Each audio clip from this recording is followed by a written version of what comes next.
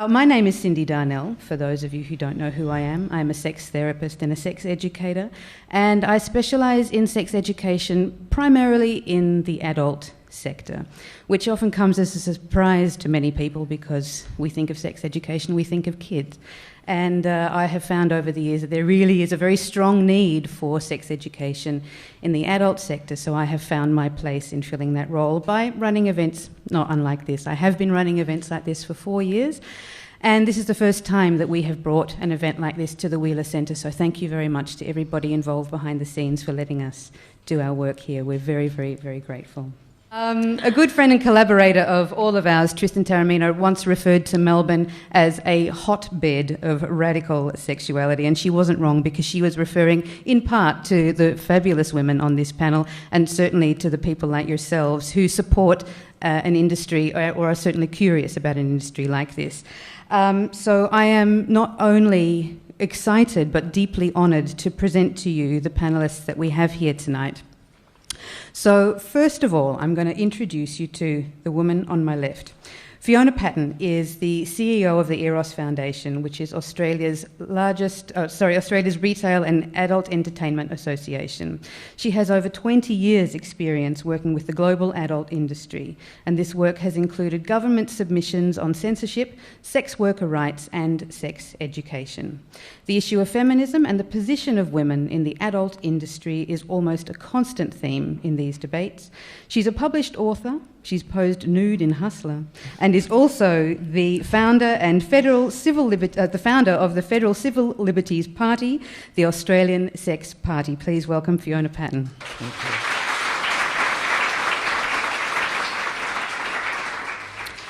you. The next woman I'd like to introduce you to is Anna Brownfield. Since graduating from RMIT Media Arts with honours, Anna is an award-winning feminist erotic filmmaker and has gained extensive media attention for the originality of her work. Coming from an experiential and art film background, she has progressed toward narrative film while retaining a unique and highly arresting style, which we're going to see any second now.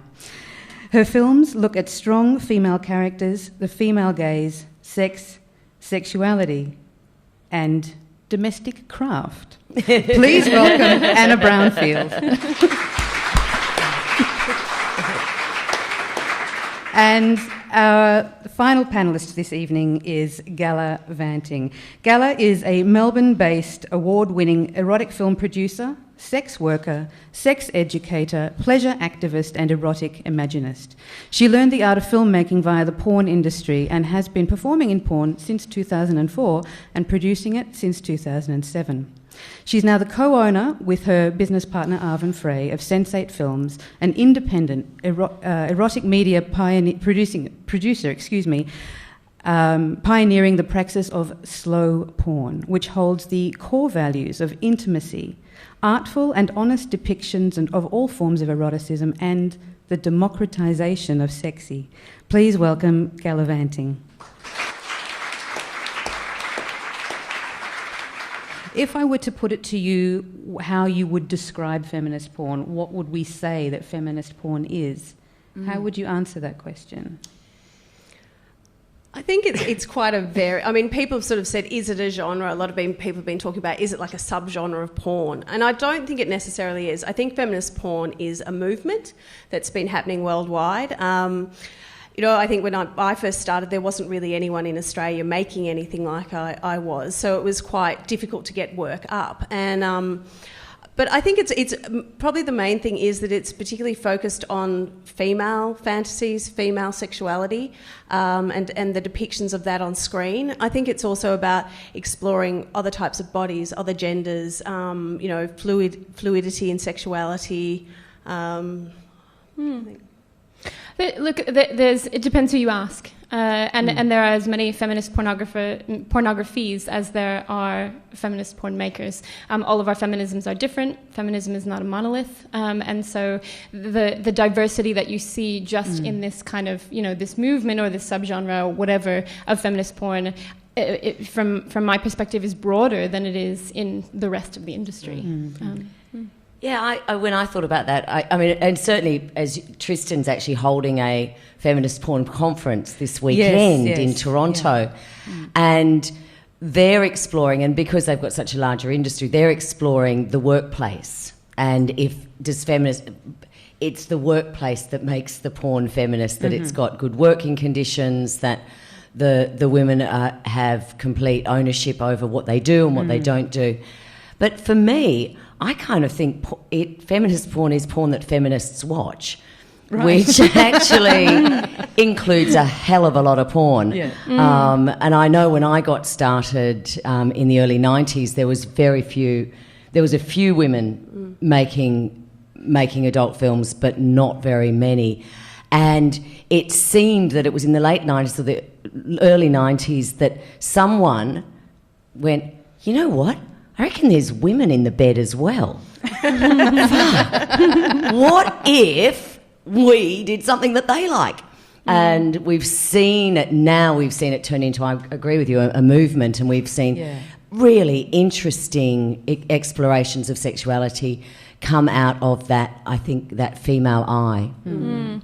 And I think it's often just used as a counterpoint to mainstream porn, even though it may not kind of fall under all of the tenets that the feminist porn movement holds dear. Feminist porn is essentially an alternative. It's a bit of a bucket for alternative pornography. But I certainly think there's a lot of mainstream porn that could be considered feminist porn as well. And feminists working in the mainstream industry. That's correct, And so for you, Anna and Gala, as people being involved in the feminist porn industry, would you say that you were self-identified as feminist porn makers? Definitely. I tend to call myself, depending on the company, I sort of switch between being a feminist erotic filmmaker and a feminist pornographer. It sort of depends, because some people still find the word pornography or pornographer to be quite harsh and sort of make quite a lot of assumptions about what sort of person you are, the way you work and so forth. So sometimes I say feminist erotic filmmaker because it just sort of softens the blow a bit more and they're not quite as judgmental. So. But you don't mind if people call you a porno lady? No, generally not. No, not nowadays. And just as the term pornographer has a certain connotation, the term feminist has a certain connotation as well. Very true. Often just as stigmatic. And so the use of the word feminist, although of course I very strongly identify as one, I use it, I chop and change it with other things like ethical or slow or erotic filmmaker or there are a whole lot of ways. There are a whole lot of philosophies that inform my filmmaking, and feminism is just one of them. And also I think the word feminist, also a lot of people make the assumption when you use that word that you're making lesbian porn as well. So that's funny. The amount of times I get asked, like I remember going to do an interview for a mainstream radio station, and the first question they asked me is, so do you munch carpet? And I'm like, what? Wow. Because like two chicks, I really like that. Basically, the heterosexual viewpoint of what lesbian sex is. Yeah. So it's not every day. I mean, it's somewhat more frequent for me that I get to meet and work with pornographers, but I think for a lot of the folks in the audience, it wouldn't be every day that they have the opportunity to speak to a pornographer, feminist or otherwise. So for you, Anna and Gala, I guess I'm interested to hear how it is that you got into this work, how you would describe your work, and who your audience would be. Who are you making this for? I can talk about that. So basically the work that we do is something that we call slow porn, and this is a very intentional choice to separate ourselves from the sort of pornographic production machine in which we were working previously. So we were working for websites that updated daily, and it created this kind of commercial culture that we weren't very satisfied by. So the work that we do in Being Slow is it's performer driven. We spend a lot of time crafting the aesthetic. We spend a lot of time garnering a level of production value that we're happy with. And we also, we don't script. So we feel that the performers who work with us are perfectly capable of crafting a container in which their eroticism can thrive. So we kind of collaborate with them on that process. And it does end up feeling a little bit more like a collaborative art piece than a porno shoot. But thankfully, we have the nudity and the orgasms and all that to keep us real, so we don't get too high culture about it, because we would never want pornography going into that territory, would we? And I think the reason that I got into doing this was because I wanted to see myself on screen. I wanted to see bodies like mine, politics like mine. I wanted to see some representation of myself. So I martyred myself for the bettering of smut and put my body on the screen. And that was definitely also for me a sort of dipping my toes into sex work as well. And I am now a career hooker, so this really, it worked out okay for me. But this was sort of the first place where I was really testing that. And I was also, at the time that I started, very inspired by Annie Sprinkle's piece of writing called 40 Reasons Why Whores Are My Heroes, and very kind of drawn into the world of sex as therapy and sex as politics and change making and that sort of thing. And in terms of our audience, it's very broad in terms of demographic. There's no particular age that I can cite, no particular gender. We do well in Europe because we can show our work there more freely, and we have a decent following there. But we're also starting to gain that in Australia as we're kind of building more community around this. And the people who watch our work are people who want to see intimacy in porn. They want to see different bodies. They want to see porn that does more than one thing, that has subtext, that is a pornographic text that they can read for other things like emotionality and something, this very nebulous thing called authenticity, which I'm very fascinated by. So yes, there's no real, I can't pin down a market, which is perhaps why I don't have any porno money. I actually came from a filmmaking background, as Cyndi sort of told you about at the beginning. So I suppose for me, I'd always dealt with the issue of sexuality, and particularly the depiction of female sexuality on the screen. Also looked a lot at a female gaze, and I think when I'd made, I'd finished uni, I made a sort of low budget, no budget feature called The Money Shot, which was a girl who graduated from film school. She couldn't get a job, so she decides to make porn. So that was that was simulated sex. And I sort of felt after that I wanted to go the next step. I wanted to move into making explicit films. And I think like a lot of women, and as Gala's also said as well, one of the reasons I did it, I suppose, was reactionary against what was available to me at that particular time in terms of sexually explicit material. At that particular point, mainstream porn was really getting quite violent. It was getting quite sort of aggressive. I wanted to see something that was different. It was very formulaic. I wanted to see, a different type of visual language that represented sex and sexuality, that, a hand up an arm can be just essential, and things being hidden, like not necessarily being all out on display then and there sort of thing. So, and again, the same things that Gala have talked about, like alternative bodies, both for men and women, that it wasn't this sort of homogenised idea of what a porn star or porn performer should look like. In terms of my audience, it's very varied. I actually sell my film mainly overseas. In America, they actually sell it as an erotic comedy, uncut. I know. They have no set. You don't have to. Is that a whole genre, erotic comedy? Yeah. Well, that's what they sell it as, and they've done it's done really well for them. It's also sold in Germany, France, and Korea. And recently, I just also along with your craft films. I know. And I also sold. I think recently sold it to Spain as well. So congratulations! Yeah. That's fantastic, Anna. Mm-hmm. Well done. I guess what stood out to me from both of you in your responses there was a very strong sort of emphasis on alternative depictions of the body and alternative depictions of I guess what we would call beauty. But Fiona, I know in conversations that you and I have had, particularly around censorship laws, that there are laws, and correct me if I'm wrong because you're the expert here, in Australia that will determine that, for example, a woman with small breasts or a woman with particularly large labia are not allowed to be viewed by the public in Australia. Is that right? Yeah, I mean, it's extraordinary that is actually true. Wow. But in Australia, we, under our classification scheme, we have a federal classification scheme and they don't call them censors, they call them classifiers, but They really are censors.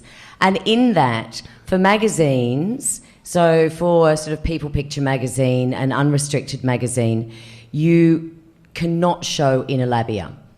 At all? At all. That is deemed relished nudity.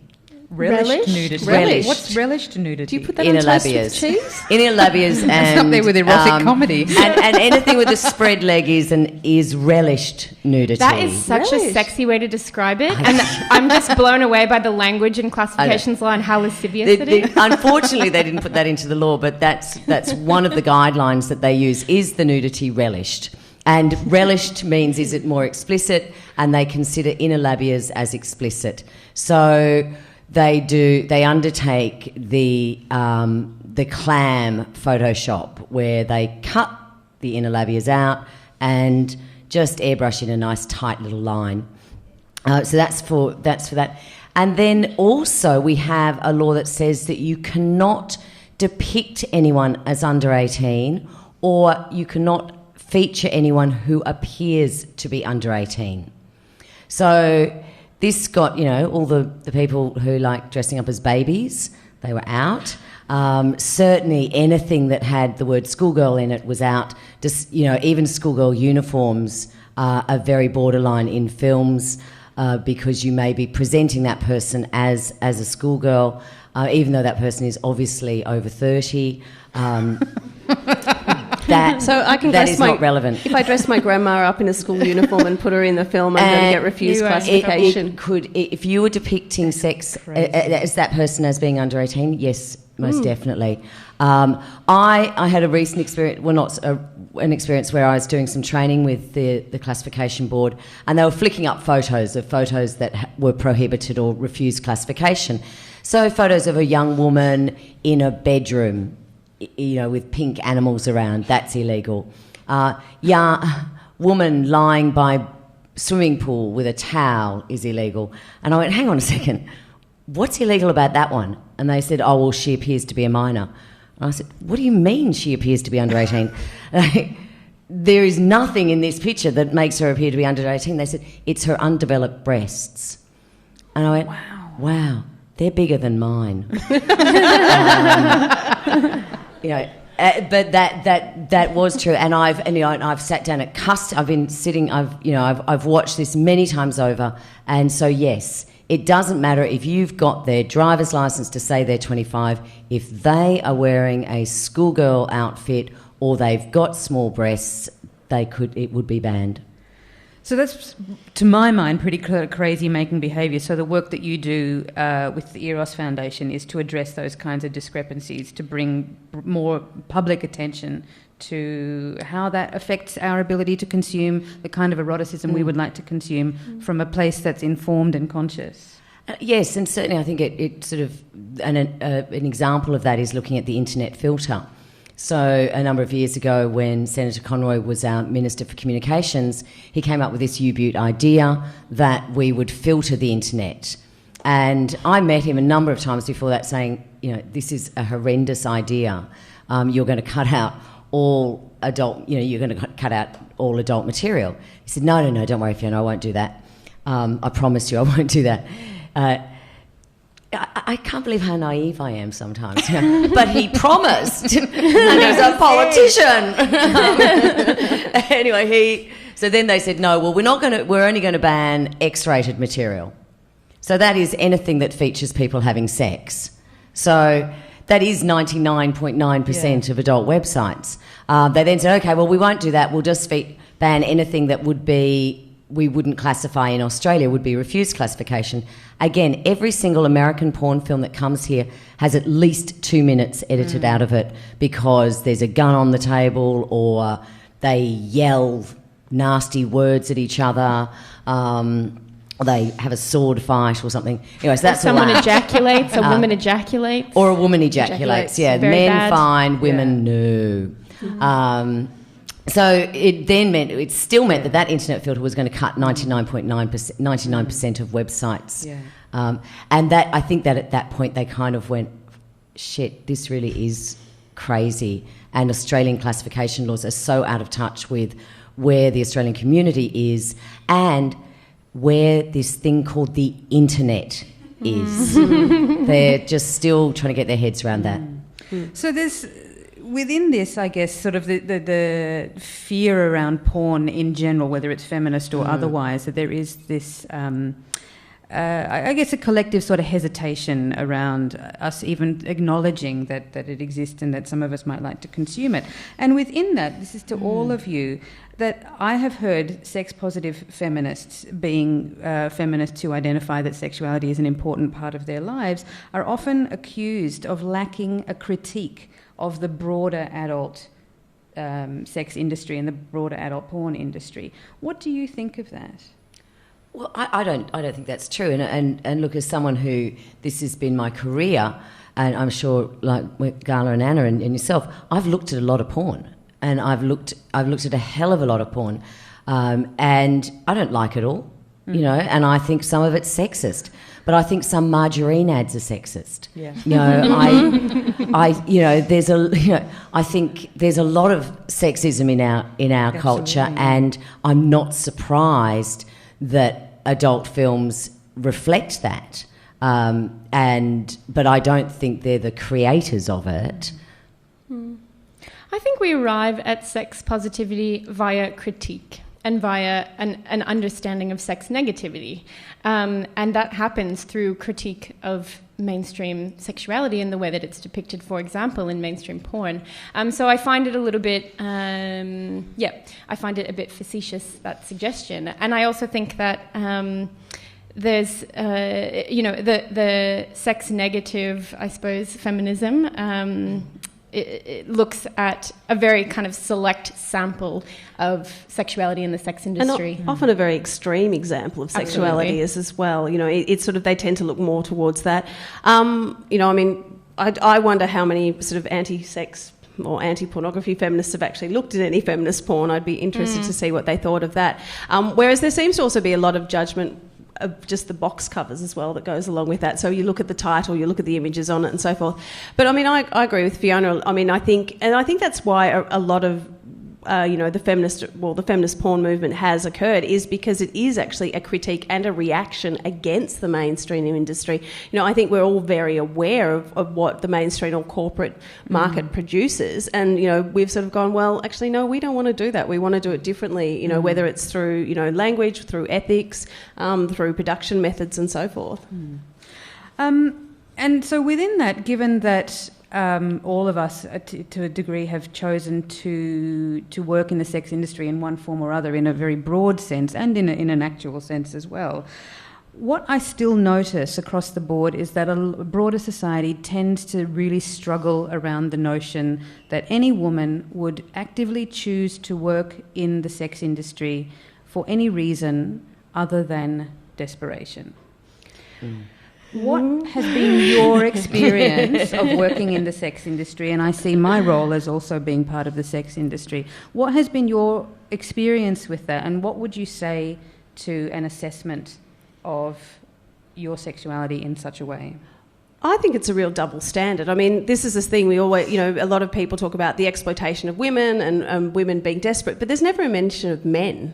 And I think it's that real double standard that it's okay for a man to explore his sexuality, to, perform in an explicit sexual film, yet it's not okay for a woman, even if it's her choice. It sort of like completely, you know, takes away any of her agency that she might have and the choices that she makes. My experience in the sex industry has been very nourishing. It's given me a very strong community. It's been educational. It's been my life. And part of the reason for that is because I have chosen sex work. And I've made that choice based on my position in society, my privileges. And I would question any attempts to collapse sex worker narratives about sex worker into to the victim narrative, and I would also be very critical of narratives about sex work and sex workers that are not presented by sex workers themselves. Lots of people feel very entitled to speak for the sex industry and for sex workers, and they don't always have the story right. So I would, and more sex workers are able to represent themselves, able to do that independently, and also to access the mainstream's modes of communication. So we are starting to see it a bit more, but there is still this very compelling, perhaps because it's supported by both the left and the right, the victim narrative. It's something that I think we are still very drawn to. Yeah, I suppose that's one of the things, like when we're auditioning for our films is, we ask this of both men and women.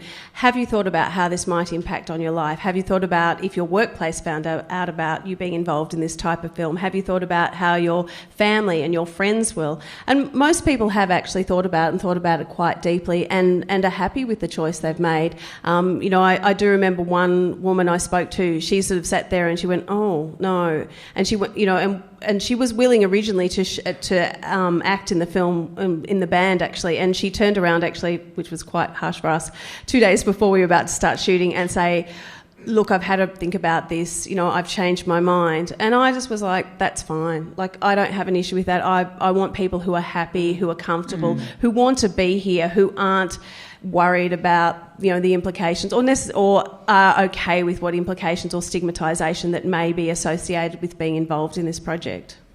I just think it's an extremely sexist position that women can't make those decisions, and that somehow sex and women don't go together. As if sex is owned by men. That's right, and that's right. And so because it's the men handing over the vast amount of money to have sex, somehow the woman is being exploited in that transaction.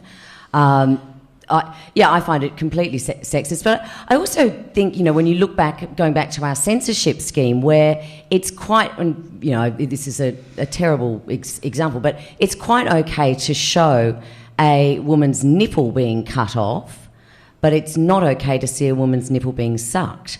Now, that's our censorship system. And in Victoria, in Melbourne today, it is horrid. It is. And so we class, sort of sexual activity and sexual expression in this sort of rarefied secret place under our legislation, and also with the way we regulate prostitution and sex work here, where we over-regulate it ridiculously because somehow it's dangerous, and yet we're quite happy to show extreme violence on television, or those horrible CSI shows where you've got women being raped and beaten and kidnapped and that sort of thing. And I guess, another point on this line of degradation, which I think it's really unfortunate that we even have to justify that position. But I have heard feminists such as Gail Dines referring to certain acts, sex act being degrading, and namely that she has, and I can quote that she said, anal sex is degrading, that a man coming on a woman's face is degrading, and that more than one man at a time on a woman is also degrading. So my inquiry around that is, how is it that certain acts can be deemed more or less degrading than others? I think it comes down to personal choice a lot of the time. I wonder whether those are personal things that she doesn't like. And I think that's what a lot of the time, we sort of think, okay, well, women's sexuality should be put in this particular box. It's meant to be all romantic. It's meant to be all lovey-dovey. It's, all soft music, soft focus sort of thing. But the reality is, we're very varied in terms of what turns us on, what gets us excited sort of thing. So, if someone coming on your face is your thing, it's like, my attitude is fine. Personally, not something I think is great, but, Well, not with your glasses on. No. Too hard to clean up later. But if that's something you like, then fine. I suppose if you think you're doing it because that's what my partner will like, but I don't necessarily like it, then I think I've got a bit of an issue with it. But if it's something you enjoy, then why not? Look, as we mentioned, Gail Dines takes a very interesting core sample, so I have a hard time validating her whole premise. But I think really the problem with those particular acts is that we see them as part of a formula, and that they are on repeat. And so if we don't, if we're not able to or choose not to view those types of films with media literacy, we think, which I really think is the meat of the problem here, we think, everybody likes that. And some women really do like facial cum shots, and I'm one of them. And they're really hard to come by these days because backlash. Like, you can't even... I'm going to make a film about that someday. Yeah. We can sort that out for you out the back later. I'm sure we'll find some volunteers. I'll do it for you if you like. But it doesn't. It does remove, I think, some agency from people's personal choices, and then adds this layer of shame on top of them. If you do enjoy those things, then obviously you're anti-feminist or morally degraded. Yeah. But I think great choices. When you speak, well, I've been on the same radio line with Gail Dines. We were debating in two separate states. But when you actually try and get her to draw the line of, well, what is okay? Okay, so, right, facial cum shots out, gangbangs out, anal sex out. What is okay? There's actually nothing. There's actually... So she uses those quite intense descriptions and intense... things that people don't talk about every day, except probably the people on this panel. But she uses those to get that headline. But when you actually drill down, she doesn't think that any form of commercial sexual expression is acceptable. And she's a propagandist. She's not a social scientist or a cultural. I suppose she would call herself a cultural theorist, but her work is primarily in the shock jock territory, I think. And so sort of going back to the point that, we can assume that someone like her or someone who shares those values would then say that nothing is okay in terms of sexually explicit material. What then do you think is at the heart of the moral panic around sexuality? What is it that as a society we are so scared of? What might happen if we were to prioritise pleasure? I don't know whether it's because it's my it's who I've been bashed around the head by, but I actually think it's religion. And I do think that the hold that the Catholic Church and the teachings of that church and the teachings of other conservative religious organisations has had an extraordinary effect on our view of sexuality. And I think we're coming out of it, and I think women are actually pushing us out of it, and I think that's really positive. But I think that has got a lot to do with it.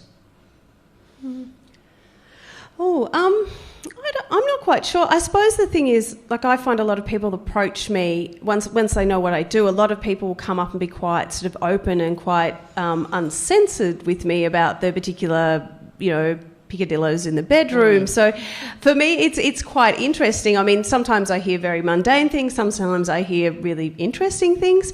And I think it comes down to the fact that, in some ways, people are afraid to talk about what necessarily, turns them on or gets them excited because they're worried that they're not normal. And I think that's the big thing, is a lot of people want me to say, hey, that's okay, yep, that's fine. That, if you like to sort of, lick somebody's boots and, rub your nose against the ground, then, if that's what works for you, then that's okay. I think that's a really important thing, and it actually goes back to education. It's screaming, we've got, and this is one of Gail Dines' things, that, young men, they're thinking that anal sex is all there is and facial cum shots. I mean, she constantly talks about young men watching these and that's all they want to do with their girlfriends. I mean, I've met a lot of young men through my political work, and that doesn't seem to be what the conversation they're having. Maybe they're just having it with her. But I do. I mean, I take a snippet of that the education that young people might be getting about sex is from fantasy porn sites like hustler.com. So and I definitely do see elements of that working as a sex therapist, that if I'm working with, often it's younger clients, but not exclusively, that I will often ask them where they learnt about sex, and a lot of the time they'll be sort of fumbling and thinking and will actually realise that they've probably got a lot of their insights from mainstream porn. And then some of the time it is a little bit of myth busting for me, and they are so grateful and so full of gratitude to go, okay, cool, thanks. And then they move on to something else. It's really quite straightforward. And I think that's one of, they talk about, okay, well, the accessibility to porn is so much larger now, and as you say, a lot of people are getting their sex education from it. But at the same time, there's no discussion about how is mainstream made, how is it filmed. I mean, the choice of angles, the choice of basically the choice of sexual positions is dictated by how they can get the camera in there and get the best sort of close-up penetration shots. It's not about anyone's pleasure. It's not about being, a comfortable position. It's not, it's about getting, the best camera work that they possibly can and creating a fantasy through that. And I mean, that's why you see it as being a very, it is very formulaic in the way it depicts sex and sexuality. And I think... Men don't come every 7 minutes? No. And they don't stay hard for an hour either. No. And, we don't all just love it, all the time. So I think that's the thing that sort of annoys me a bit. Unless it's the pizza delivery guy. Or the pool or guy. Or the trade man, or the mechanic, or the, fireman. But that's the thing I think is, that sort of troubles me is that, they say, well, men, people are, men and women, young men and women or young adults or, even teenagers are accessing porn. That's what they're using as their main form of sex education. But at the same time, it's not being incorporated and people aren't talking about, well, let's, deconstruct this. How is this constructed? What sort of role models is it depicting? How is it depicting sex? That's sort of like, oh, that's taboo. We can't talk about that sort of still. So I think that is, one of my concerns. And I think, within sex education at schools that they should actually start talking about this and how... You're pushing for a whole PG porn movement now, aren't you? Now that you've done a bit of PG porn, taking it to... Oh, look, I totally agree with you. I mean, I think we prefer not to talk about it, but kids are seeing so much more information and getting so much more information now. We have to talk about it, and we have to educate them on those facts, as well as educating them honestly about sex and the pleasure of it. But because we don't do that, it becomes a great deal of work, as I'm sure you've seen, Cyndi, in your work, to undo that and to come with any proximity to the reality of our desires. And this is going to be a bit of a meta answer to that question about moral panic and where it comes from. But I think the fear of digging into our psyches that deeply and is quite confronting, and the fear of not upholding normativity that perhaps actually doesn't resonate with us is quite a scary thing to do. And there's so many institutions that uphold us in not confronting that give us, wonderful distractions. For what's at stake in that, I think, is capitalism, the state, the medical industrial complex. Imagine what would crumble if we had some contact with our desire. I absolutely agree. And I guess I'm seeing more and more now in the line of work that I am in, through people like myself offering a service like we do, creating an environment for permission, for people to have some self-inquiry around who am I as an erotic being, what is it that I want, what turns me on, and how am I going to live with this, how am I going to find a place in my heart so I can be all of who I want to be, as well as being an erotic being and expressing my sexuality as I see fit. So we've only got 10 or so minutes left, maybe 15, depending on the roll of the dice, as it were. And we're going to invite you to ask some questions of us. I'm wondering what the difference is between visual, consenting, beautiful sexual activity between people, as we saw on the films tonight, and pornography. That was porn. That you saw. It can exist. Both of them can exist simultaneously, actually. Yeah, I think that is really important. And I mean, that's one thing that's been great about the feminist porn movement is that there is... I remember when I first started, I was using the word chick porn and I started using the word porn and everyone went, oh, okay, so it's going to be low production values, really cheaply made, nasty looking sets, people are going to be off their head on drugs, not really enjoying it. And I was like, no.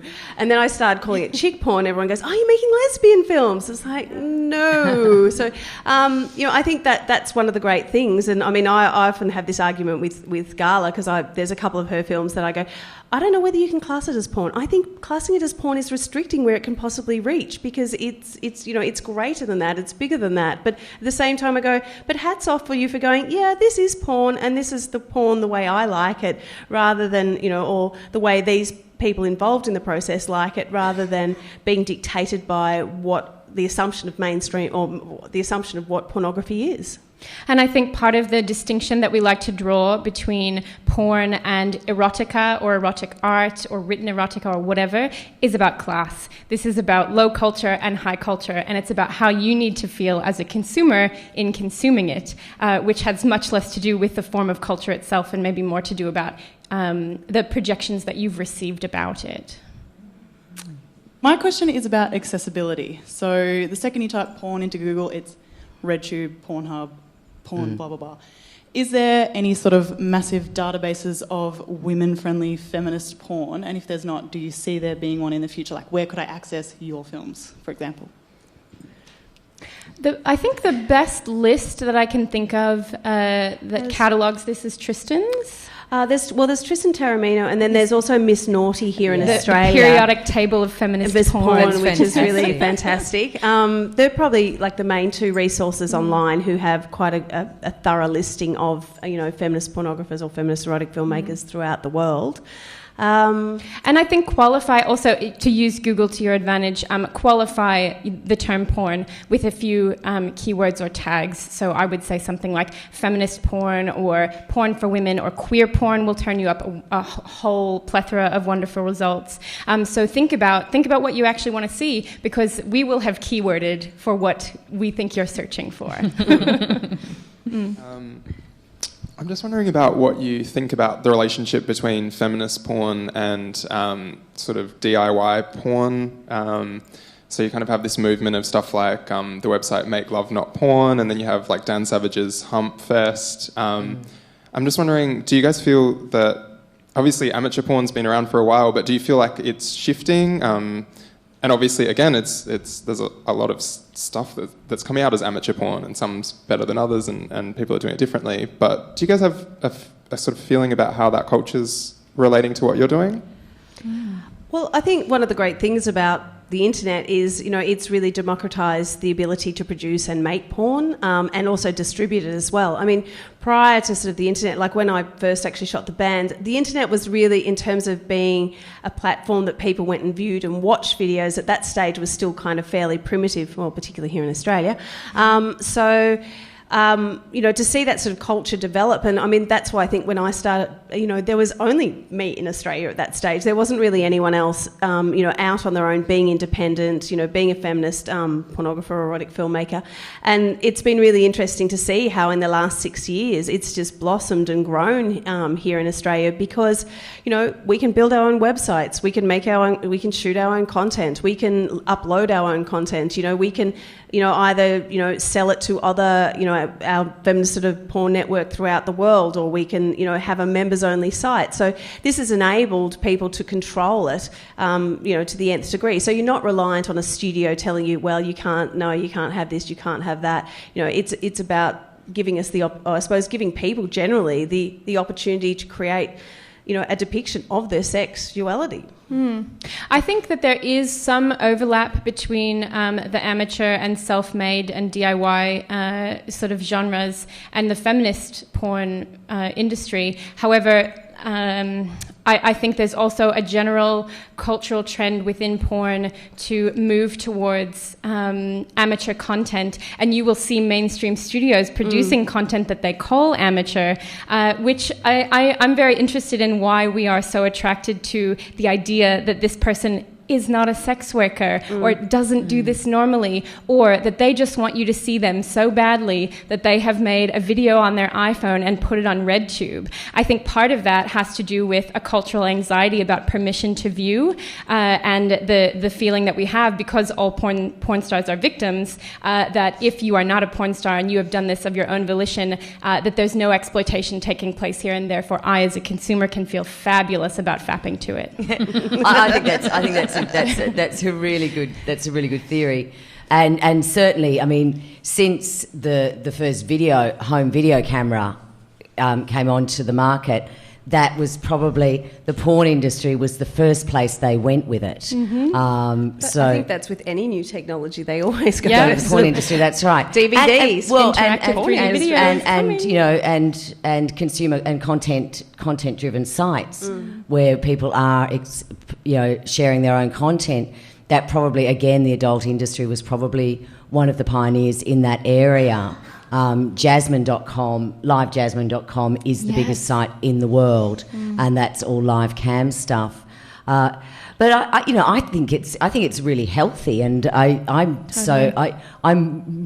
actually pleased with where this, well, for want of a better word, this industry is going with the permission that people are feeling they have to start exploring their sexuality and share those conversations, and I think we're actually in a better space now than we were 20 years ago. But also there's so many more women there, and again it's because of that accessibility that the internet has given us.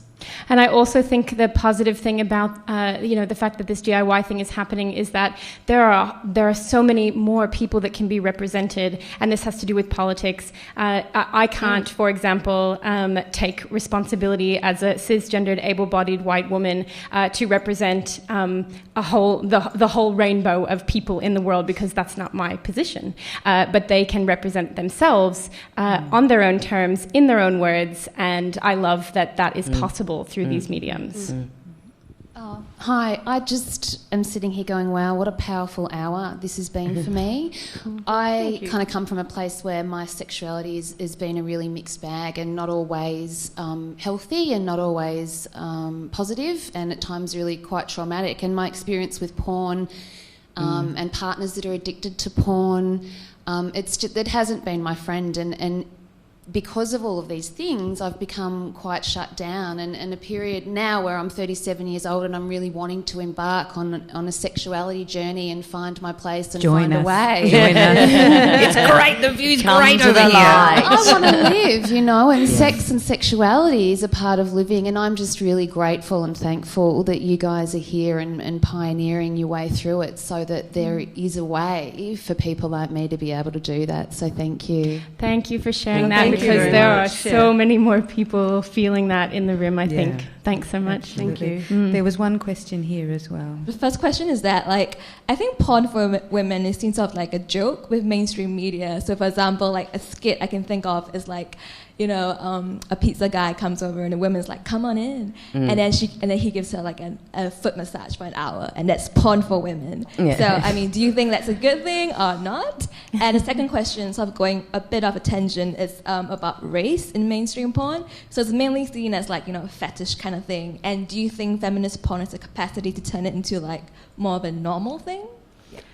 Well, I suppose we'll do the last question first, actually, because that's a good one. That's one of the things that I think is really important. One of the problems we have here in Australia is, I think, because of, not only, particularly with women performers, not only because of the stigma that is associated with it, but then also if you have a cultural element, on top of that as well, in terms of, how your family might perceive it and so forth, it becomes quite difficult to find, women of different races to perform in films. And this is sort of something that we all talk about a lot. It's how can we encourage more women who are of different ethnic backgrounds and so forth to come and perform with us.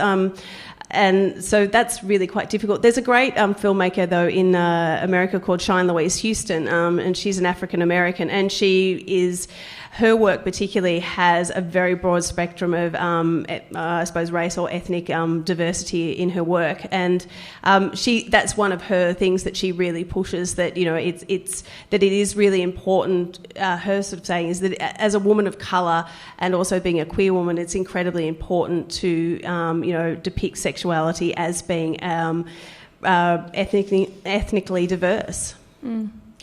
Look, I would echo that. I think if we're going to see race be removed from a colonialist fetishization kind of role, which is what you've noted in mainstream porn, that's going to happen in the feminist community, and is definitely already happening and is being done from within communities of people of color, which I think is at least where that needs to start. And the pizza guy, he's missing out on a prime opportunity right now. But there's the same time, it's like that sort of idea that it's like, well, women, that's all you want is a foot massage. You know, it's like, well, yeah, sometimes I do just want a foot massage. Sometimes I want you to pound me really hard. And sometimes I just want to eat the pizza and I want you to leave. And I'm sorry, I'm just aware of the time, so go. Look, well, it just actually struck me because it was something that I was being asked about today, and it's actually just relating a little bit to sex work and racial stereotypes that.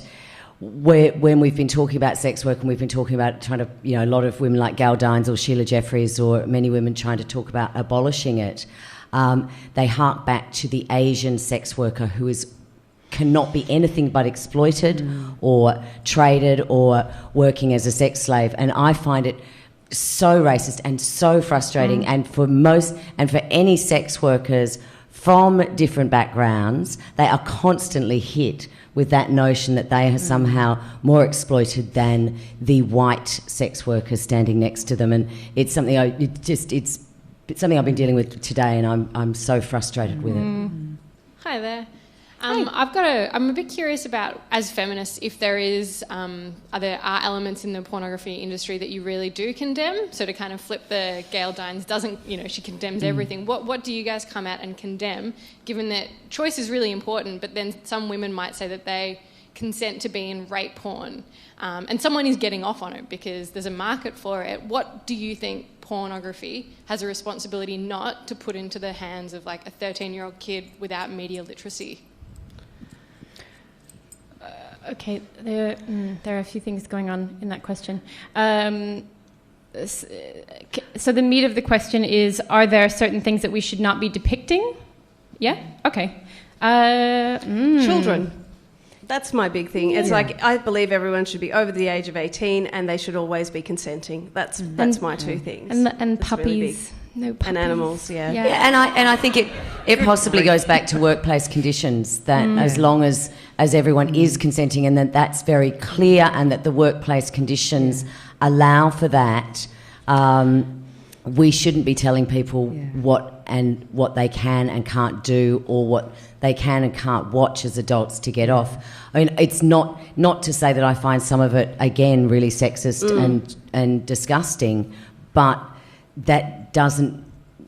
censorship doesn't make that better. No. Having the conversation and being very open about how appalled you are by that behaviour, that's how you get to change behaviour. You don't do it by censoring it. And I think on a broader point as well, if a 13-year-old has access to pornography, I would also hope that they have access to an educational system, whether that be at home, whether that is in amongst healthcare providers, siblings, the broader community, that young people can actually stop and debrief and ask questions of adults who are okay and comfortable with talking about sex and answering questions that sometimes bring up uncomfortable feelings. Sex sometimes brings up uncomfortable feelings, and when young people, children and teenagers have permission to let their feelings be present, there's often much, much less to fear. It's when the parents panic and the teachers panic and everybody starts panicking that some youngster's seen a violent scene in a porn film or something that has made them uncomfortable. It's not so much about what they've seen that has an impact, it's about the way that it's processed that will have much far-reaching effects on them, I think. We have to go now. Oh. It's been great. It's really been great. I want to say thank you to the Wheeler Centre for letting us be here. So please, everybody, put your hands together for the folks here at the Wheeler Centre. I would also like to thank the folks who over the last 4 years have supported Pleasure Forum Australia. This is an extension of that. So for those of you who are old Pleasure Forum people, thank you so much for supporting us over the last 4 years, and we hope to bring you more of that. I want to also thank my panellists, each individually, one by one. Gala Vanting, Anna Brownfield, Fiona Patten, I want to thank all of you for coming out to talk about porn on a Thursday night. Thank you very, very much. And thank you, Cyndi. And thank you, Cyndi. And my name is Cyndi Darnell. I'm a girl around town. I like a drink, and occasionally I like a bit of cock as well. I'll catch you next time.